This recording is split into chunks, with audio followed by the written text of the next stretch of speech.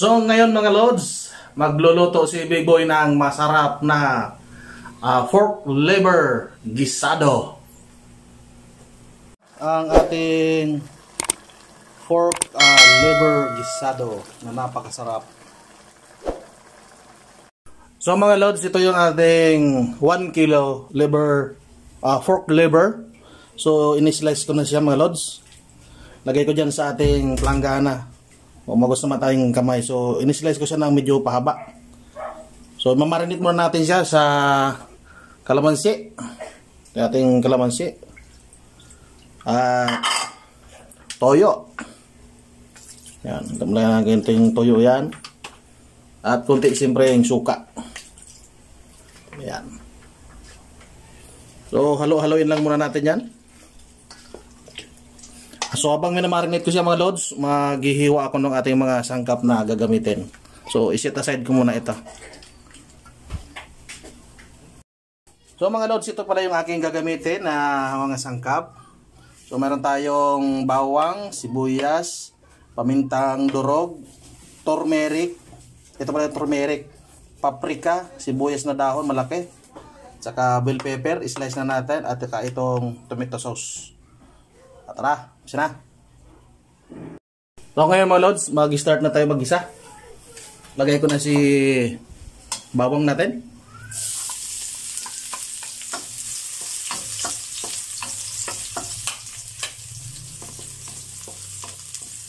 Okay, so lang ako tagahawak ng camera, kaya tutok na lang natin yan.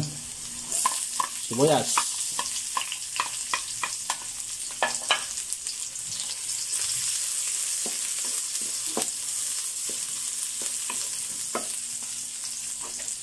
At ilalagay na natin yung ating minarinate na pork liver.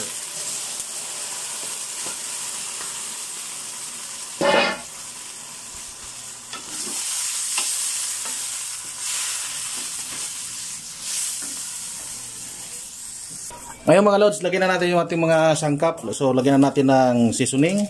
So sa mga hindi naglalagay ng seasoning, okay lang. At yung pamintang durog natin, lagyan na natin lahat yan. Yung ating turmeric.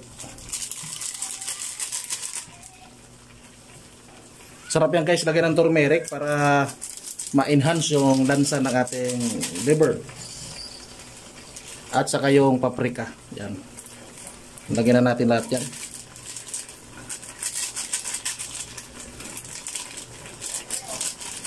So yung atay, hindi naman yan masyadong matagal lutuin. Pag naluto yan, goods na. Yan kaya lang palambutin. Lagyan na natin yung ating tomato sauce. At haluin na natin yan.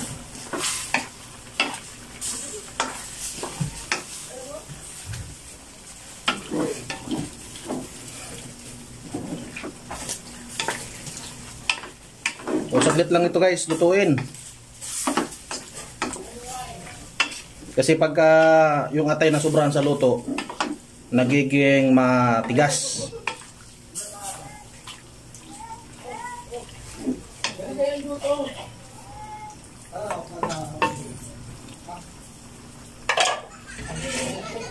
Takpan natin yan mga Lods.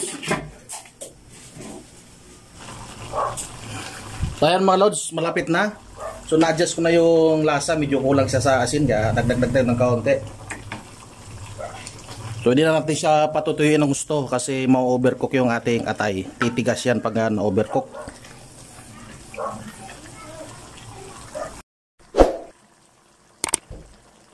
Ayan na mga Lods, luto na ang ating pork liver gisado na napakasarap.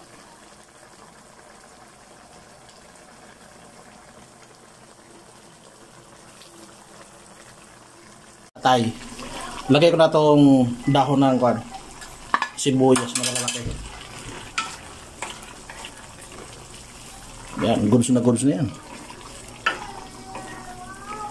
So, yan guys ang sikreto ha. Walang kalansa-lansa ang ating pork liver.